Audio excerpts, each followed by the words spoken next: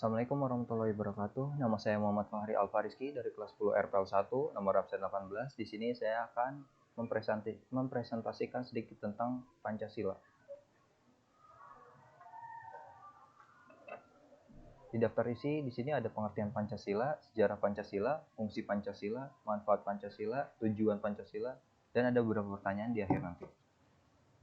Yang pertama, pengertian Pancasila. Pancasila adalah dasar negara Indonesia. Nama ini terdiri dari dua kata dari bahasa Sanskerta, yaitu panca yang berarti 5 dan sila yang berarti prinsip ataupun asas. Pancasila merupakan rumusan dan pedoman kehidupan berbangsa dan bernegara bagi seluruh rakyat Indonesia. Pancasila merupakan dasar falsafah negara Indonesia. Dapat disimpulkan bahwa Pancasila merupakan dasar falsafah dan ideologi negara yang diharapkan dapat menjadi pandangan hidup bangsa Indonesia sebagai dasar pemersatu, lambang persatuan dan kesatuan pertahanan bangsa Indonesia dan negara Indonesia. Untuk 5 ideologi utama Pancasila ini merupakan 5 sila Pancasila, yaitu ideologi utama tersebut tercantumkan pada alinea keempat dalam pembentukan Undang-Undang Dasar 1945. Yang pertama, ketuhanan yang Maha Esa. 2. Kemanusiaan yang adil dan beradab. 3. Persatuan Indonesia. 4. Kerakyatan yang dipimpin oleh hikmat kebijaksanaan dalam permusyawaratan perwakilan. Dan 5. Keadilan sosial bagi seluruh rakyat Indonesia. Perumusan Pancasila sebagai dasar negara. Lahirnya istilah Pancasila lahir pada tanggal 1 Juni 1945. Selanjutnya, pada tanggal 1 Juni ini, Soekarno memperkenalkan 5 sila yang terdiri dari kebangsaan Indonesia, internasionalisme, atau peri kemanusiaan, mufakat atau demokrasi, kesejahteraan sosial, dan ketuhanan yang Maha Esa. Inilah momen Pancasila yang dikenalkan untuk pertama kalinya. Pada sidang pertama BPUPKI, Supomo, Muhammad Yamin, dan Soekarno menyampaikan beberapa usulan tentang falsafah atau dasar negara Indonesia.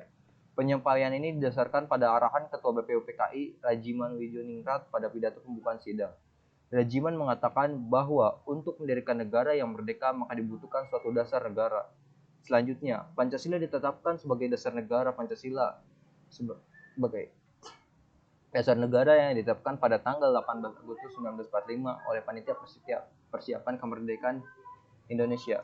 Pada sidang pengesahan UUD 1945, di sidang ini PPKI mengesahkan UUD 1945 di mana terdapat rumusan Pancasila sebagai dasar negara pada alinea keempat dan pembukaan UUD 1945. Yang kedua, sejarah Pancasila.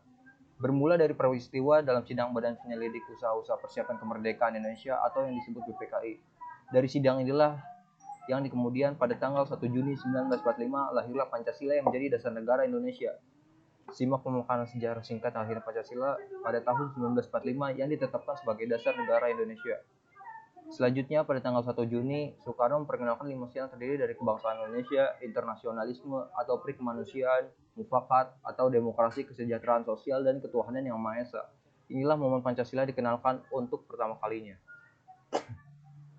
Setelah melalui berbagai perdebatan pada rapat Panitia Persiapan Kemerdekaan Indonesia, di tanggal 18 Agustus 1945, Muhammad Hatta membacakan rumusan akhir pembukaan UUD negara. Salah satunya perubahan kalimat pada dasar negara menjadi hanya negara yang berdasarkan ketuhanan yang Maha Esa. Perubahan ini dianggap sebagai rumusan akhir dasar negara yang dikenalkan dengan nama Pancasila. Pancasila dinyatakan sah sebagai dasar negara Indonesia dalam sidang BPUPKI. Yang ketiga, fungsi Pancasila. Fungsi Pancasila sebagai ideologi negara. Yang pertama, menyatukan bangsa Indonesia, memperkuat memelihara kesatuan dan persatuan. Yang kedua, membimbing dan mengarahkan bangsa Indonesia untuk mencapai tujuannya. Yang ketiga, memberikan kemauan untuk bisa memelihara dan mengembangkan identitas bangsa Indonesia. Untuk yang keempat, bisa menerawang dan mengawasi keadaan serta kritis kepada adanya upaya untuk mewujudkan cita-cita yang tergandung di dalam Pancasila itu sendiri. 5. Sebagai pedoman bagi kehidupan bangsa Indonesia dalam upaya menjaga keutuhan negara dan perbaiki kehidupan dari bangsa Indonesia. Keempat, manfaat Pancasila. Pancasila yang merupakan ideologi bangsa Indonesia ialah salah satu prinsip atau asas kehidupan dan berbangsa bagi seluruh rakyat Indonesia. Kata Pancasila berasal dari bahasa Sanskerta dan merupakan gabungan dari kata panca dan sila. Kata panca memiliki arti sebagai 5, sedangkan sila berarti dasar. Jadi digabungkan Pancasila adalah 5 dasar. Terdapat perbedaan Pancasila sebagai dasar negara dan pandangan hidup. Pancasila sebagai negara berarti Pancasila dijadikan sebagai dasar untuk mengatur penyelenggaraan pemerintahan negara. Menurut ketetapan MPR nomor 3 MPR 2000, Pancasila merupakan sumber hukum dasar nasional. Sedangkan Pancasila sebagai pandangan hidup mengandung makna bahwa semua aktivitas kehidupan bangsa Indonesia sehari-hari haruslah sesuai dengan sila-sila dari Pancasila. Adapun manfaat Pancasila sebagai dasar negara dan pandangan hidup seperti 1. Menjadi ujung tombak dalam berbagai permasalahan negara yang meliputi ekonomi, budaya, politik, dan sebagainya. Yang kedua, menjadi sebuah ciri khas dan jiwa sebuah bangsa Indonesia. 3. Sebagai alat dan mempertahankan kekokohan berdirinya bangsa Indonesia. Yang keempat, sebagai alat pemersatu kesatuan dan persatuan bangsa Indonesia. 5. Menjadi pandangan pedoman hidup dan cita-cita sebuah bangsa. Kemudian, dalam kedudukannya sebagai dasar negara, Pancasila juga berfungsi sebagai sumber dari segala hukum. Contohnya yang pertama, suasana kebatinan dari UUD. 2. Cita-cita hukum bagi hukum dasar negara. 3. Norma yang mengharuskan UUD mengandung isi yang mewajibkan pemerintahan dan lain-lain menyelenggarakan negara memegang teguh cita-cita moral rakyat yang luhur. 4. Sumber semangat bagi UUD 1945 menyelenggara negara pelaksanaan pemerintahan. Yang kelima, tujuan Pancasila. Tujuan Pancasila ini yang pertama, menghendaki bangsa yang religius, yang taat kepada Tuhan Yang Maha Esa.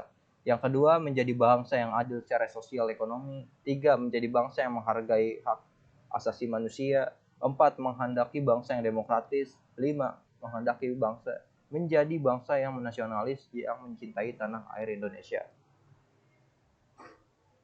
Di sini ada beberapa pertanyaan. Yang pertama, mengembangkan perbuatan yang luhur yang mencerminkan sikap dan suasana kekeluargaan dan gotong royong merupakan bukti dari pengalaman Pancasila pada jawabannya sila kelima yang berbunyi yang memiliki makna yang sama dengan sila kelima tersebut. Yang kedua, mengembangkan sikap adil terhadap sesama merupakan bukti pengamalan Pancasila dari Pancasila kelima. Mungkin hanya itu saja yang bisa saya sampaikan, kurang lebihnya mohon maaf. Billahi taufiq wal hidayah. Wassalamualaikum warahmatullahi wabarakatuh.